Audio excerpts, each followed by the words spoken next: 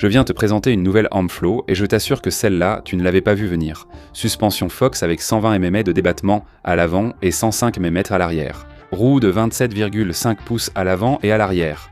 Ça te retourne le cerveau, non? Tu vas halluciner. On continue. Attention, dérailleur électronique Abinox. Moteur Abinox M2 avec 125 Nm, 125 Nm et batterie amovible de 800 seul. Tige de selle télescopique, phare et guidon double hauteur de série. À ton avis, c'est quel type de vélo? Eh bien, accroche-toi à ta chaise. Parce que tu vas halluciner. Elle est livrée avec un petit panier et des sacoches. Alors, tu en penses quoi? Je te présente la nouvelle Ampflo TL, ce qu'on peut considérer comme un vélo sub. On ne sait pas vraiment si elle se distingue par son côté urbain, par son côté bikepacking ou peut-être par son côté tout-terrain. Si tu restes sur la vidéo, je vais te donner tous les détails de ce vélo polyvalent. Je te demande d'appuyer sur s'abonner pour soutenir le projet. C'est gratuit, alors vas-y. Maintenant, passons à la review. Ampflo est une marque jeune et ambitieuse. En quelques mois, ils sont passés de nous surprendre tous avec leur première PL à se consolider sur le marché avec la RP et la PX. Cela dit, ce sont toutes des vélos qui ont toujours cherché à se développer très spécifiquement dans le trail et l'enduro en montagne. La proposition de cette TL est très différente. Ici, on recherche la polyvalence maximale sur une seule plateforme. Monde urbain, montagne et aussi bikepacking lourd. Comme vous pouvez le voir, ce nouveau modèle TL conserve l'esthétique de montagne de ses sœurs RP et PX. Cela pourrait nous amener à penser que l'on peut vraiment faire le fou avec ce vélo en montagne. Eh bien, parmi les 3 domaines dans lesquels elle évolue, c'est vraiment en montagne qu'il faut apporter le plus de précision. Car il est vrai qu'on peut rouler sur des pistes avec elle sans aucun problème. On peut effectivement emprunter certains sentiers faciles.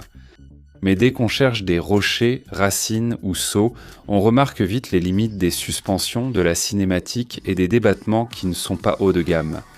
Donc pour être honnête, je vous dirais, oui, on peut aller en montagne avec, mais n'en faites pas trop. Ce n'est pas un vélo pour faire de l'enduro. Il peut vous permettre de rester en forme, mais ce n'est pas fait pour pratiquer l'enduro. Là où elle se démarque vraiment, c'est en milieu urbain et pour le bikepacking. Imaginez, en semaine, en ville, avec ce vélo, ce moteur si puissant, qui vous permet de démarrer très rapidement. Avec ses roues de 27,5 pouces à l'avant comme à l'arrière, qui sont pour moi un grand avantage, parce qu'elles te permettent de te déplacer avec beaucoup d'agilité dans la circulation, et en plus, comme ce sont 2 roues de 27,5 pouces et qu'il y a la tige de selle télescopique, regardez, tu peux atteindre le sol, directement, quelle que soit ta taille, facilement. Que ce soit pour s'arrêter au feu ou démarrer, c'est toujours un avantage. Ensuite, mais d'un autre côté, pouvoir avoir de série à la fois cette plateforme avant et ce porte-bagages arrière qui te permet de transporter des sacs à dos et d'autres affaires. Je ne sais pas, les affaires que tu dois emmener au travail, les courses du supermarché, un siège pour les enfants, même pour l'animal de compagnie. N'oubliez pas que la charge maximale sur ce porte-bagages arrière est de 27 kg. Eh bien, tu vois, ça te permet de transporter de petites choses et de te déplacer facilement en ville. Mais bien sûr, le week-end arrive et là, tu as l'option géniale de la transformer en ce qui serait l'équivalent d'une Volkswagen California version vélo, avec jusqu'à 200 kg de charge. En tenant compte du poids du vélo, du cycliste, de ce qu'il peut transporter, et d'une éventuelle petite remorque que tu pourrais attacher ici derrière, qui se fixe à l'axe arrière. Ça, c'est incroyable, jusqu'à 200 kg de charge. Alors, vous allez dire, bon, il faut faire attention, parce que peut-être que le moteur n'a pas assez de puissance pour tirer tout ce poids. Pas du tout, on parle d'un Abinox, un M2. En continu, il va vous offrir 110 Nm et 1100 watts, et en pointe, disons, il va vous offrir jusqu'à 125 Nm et aussi 1100 watts. Donc voilà. Pour l'autonomie, on a une batterie de 800 Wh amovible, ce qui permet d'emporter plusieurs autres batteries avec soi, au cas où l'on voudrait les changer si l'on faisait un trajet très long. Et d'autre part, on a la possibilité d'installer un range extender de 480 watts, également ici à l'emplacement du bidon. Alors, vous pouvez imaginer le nombre de kilomètres qu'on peut parcourir avec. Selon les calculs de Downflow, 172 km d'autonomie avec la batterie de 800 Wh. Bien sûr, en tenant compte que le calcul a été fait sur la base d'un vélo sans charge, avec un cycliste de 80 kg et en roulant entièrement sur du plat. Et en faisant tout cela en mode éco. Parlons du système électrique Abinox M2. Ceux qui le connaissent savent qu'il est super puissant, très silencieux, même en mode d'assistance maximale, on ne l'entend pratiquement pas. Mais aujourd'hui, je veux surtout vous parler de plusieurs points que j'ai perçus très positivement concernant le réglage spécifique que ce moteur a pour ce vélo. Pour commencer, je vous dirais que lorsque vous roulez avec le moteur complètement éteint, parce qu'il se peut qu'un jour vous vous disiez « Tiens, je veux pédaler par moi-même, je ne veux pas d'assistance », eh bien là, franchement, on ressent exactement le même pédalage. Sur un vélo, ce qu'on appelle un vélo musculaire, non électrique, on sent le poids supplémentaire de la batterie et du moteur, mais la transmission reste fluide et intéressante, sans freinage.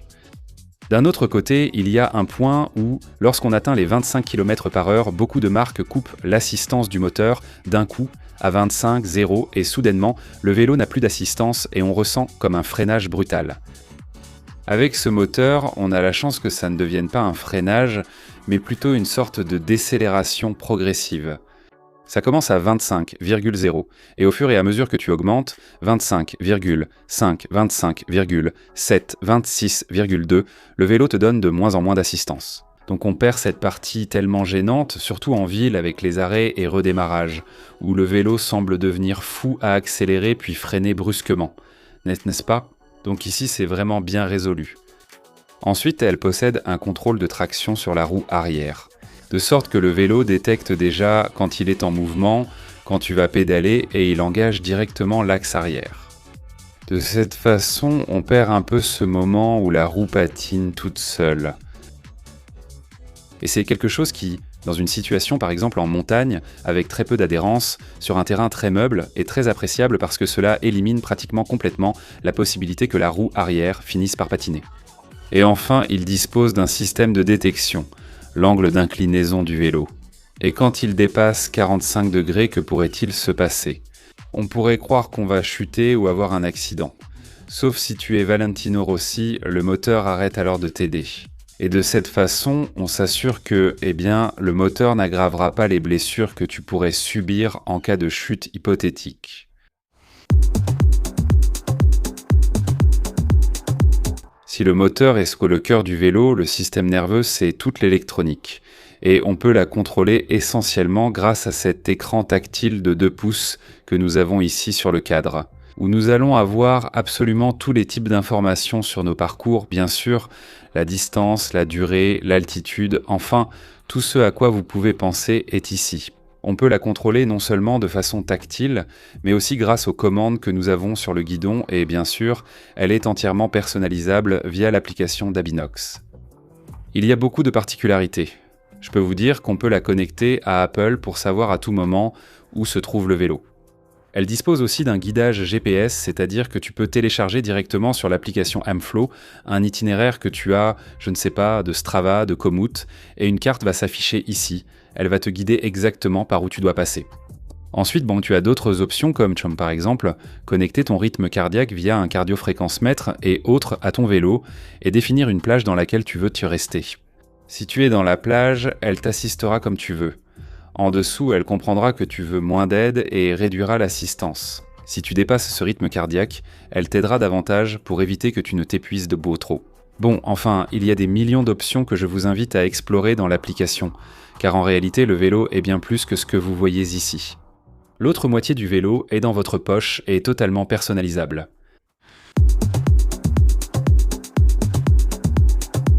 Une caractéristique notable de ce vélo réside ici, dans ce dérailleur électronique développé conjointement par Abinox, spécialiste des moteurs pour vélos électriques, et TRP, marque de transmission.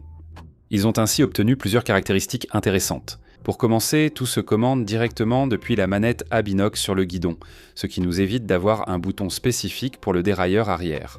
D'autre part, il dispose de fonctionnalités comme par exemple le Smooth Shift, qui permet au moteur de comprendre intelligemment quel est le meilleur moment pour changer de vitesse. Et s'il considère par exemple que même si tu n'es pas en train de pédaler, il est préférable de changer de vitesse pour te préparer à ce qui arrive. À l'avant ou à l'arrière, il actionnera le moteur et déplacera le mécanisme pour changer le pignon de la cassette, même sans pédaler.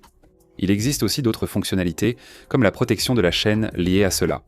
Peut-être que tu demandes au moteur de changer de pignon à un moment où il y a beaucoup de tension, beaucoup de contraintes sur la chaîne, et le moteur dit « Hé, attends un instant », et quand il trouve le moment où la tension baisse, c'est là qu'il effectue vraiment le changement, ou alors il fait directement des micro-ajustements pour éviter que la chaîne ne se dérègle et qu'on se retrouve avec un changement qui ne fonctionne pas bien.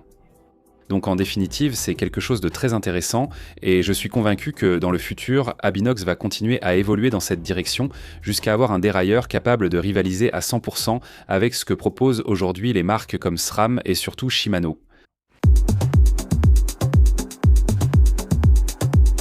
Petit tour des composants, on débute par ce que j'ai adoré, les freins. Ce sont des Tektro à double piston, aussi bien à l'avant qu'à l'arrière, avec des disques de 180 mm de diamètre très puissants, hydrauliques et suffisants pour arrêter le vélo, même lorsqu'il est très chargé. Je les ai beaucoup aimés, je pense que c'est un très bon choix. D'un autre côté, bien sûr, on a une tige de selle télescopique, une selle de la marque N-Flow elle-même, que je trouve très confortable. Des jantes en aluminium, aussi bien à l'avant qu'à l'arrière, en 27,5 pouces comme nous l'avions déjà dit, avec des pneus Maxxis Crossmark en 2,35 à l'avant comme à l'arrière. Ce sont des modèles 100% montagne mais adaptés aussi à la ville.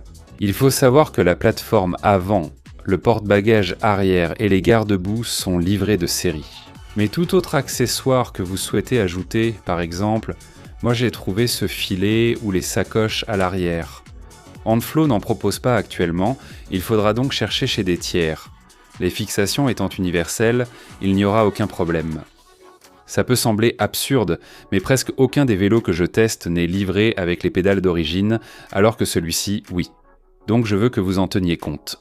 Parce que, écoutez, ce n'est pas une simple pédale plate classique en plastique, mais elle est équipée de ses propres picots et tout.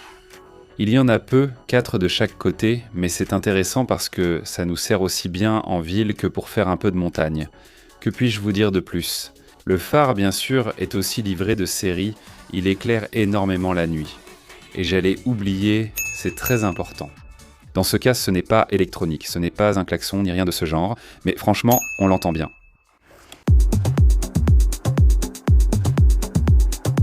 Quelques données supplémentaires, le poids est de 22,6 kg selon ce que nous indique la marque N-Flow elle-même. Mais bon, une fois qu'on la charge avec tous les porte-bagages, le panier, les pédales et tout ce qu'on doit emmener avec nous.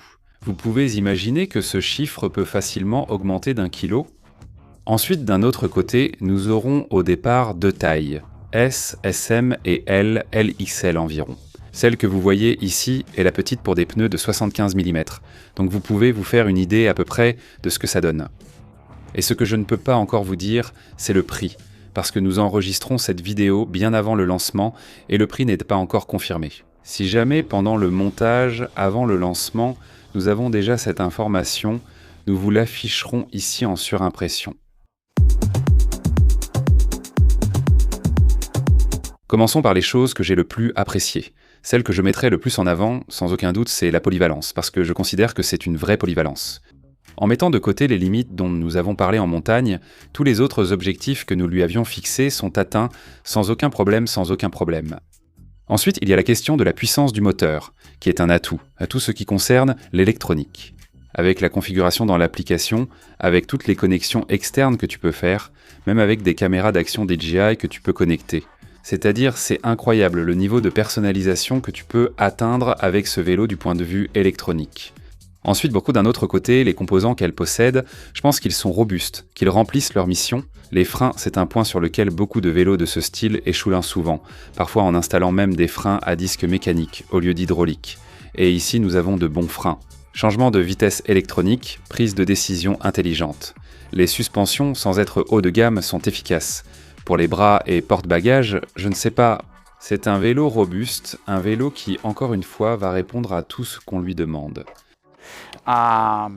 Elle est agréable à conduire, il n'y a pratiquement pas de courbe d'apprentissage, et je ne sais pas, en général, c'est un vélo que j'ai vraiment beaucoup apprécié pendant ce test. Des choses qui pourraient être améliorées, par exemple, la position du panier avant, d'accord ? Je veux que vous regardiez ici. Car si on transporte une charge volumineuse vers le haut, on va rapidement se retrouver limité par ce phare que nous avons ici. Ou même en tournant le guidon, il pourrait heurter la charge. Il serait donc très intéressant que le panier soit placé un peu plus bas, ou même que le phare puisse être suspendu sous le panier. Je suppose que dans de futures versions, c'est quelque chose qu'ils amélioreront probablement. Ensuite, le fait d'avoir un cadre au look VTT nous donne cet attrait visuel. Mais cela pose à certaines personnes, pas à toutes, un petit problème pour monter sur le vélo. Parce que soit cela nous oblige à faire ce geste, soit cela nous oblige à faire ce geste, alors qu'il y a beaucoup d'autres vélos, surtout des vélos de ville, qui ont ici une barre basse et on peut monter directement en levant à peine le genou. C'est à prendre en compte car je ne sais pas pour les personnes avec une blessure à la jambe ou âgées, à vous d'en juger. Et enfin, la position de l'écran LED, je considère que l'écran LED fonctionne incroyablement bien. D'accord ? Tactile et lumineuse même en plein jour, elle fournit toutes les infos sans problème de contraste, mais sa position est très basse. Et pour un utilisateur qui n'est pas cycliste régulier, sans habitude du vélo en ville où il faut rester très attentif à la circulation. Pouvoir avoir l'écran type compteur vélo ici sur le guidon, ça t'économise quelques centimètres de perte d'attention à la route. Ce n'est pas pareil de regarder ici puis relever vite les yeux que de regarder là-bas.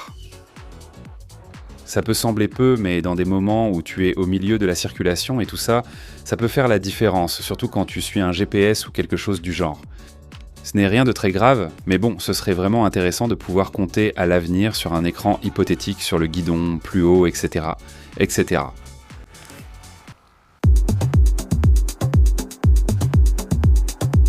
À qui s'adresse cette N-Flow TL Carbon ? Eh bien, vous l'avez un peu vu tout au long de la vidéo, elle est vraiment très polyvalente, vraiment destinée à la personne qui veut faire un achat intelligent, un seul vélo qui serve pour un maximum de choses possibles, tant que vous ne lui demandez pas d'aller en montagne faire de l'enduro. Elle est suffisamment légère pour pouvoir la manipuler dans un ascenseur, je ne sais pas, dans un débarras, pour la charger dans une voiture, quelque chose comme ça. Ce n'est pas le genre de vélo mastodonte de 35 kg avec ses 22-23 kg, on sent vraiment cette différence de poids. Et d'un autre côté, elle remplit vraiment toutes les attentes. Donc voilà, dites-moi en commentaire quelle note vous lui donneriez de 1 à 10 et on se retrouve dans les prochaines vidéos. Soyez très heureux. Ciao, ciao.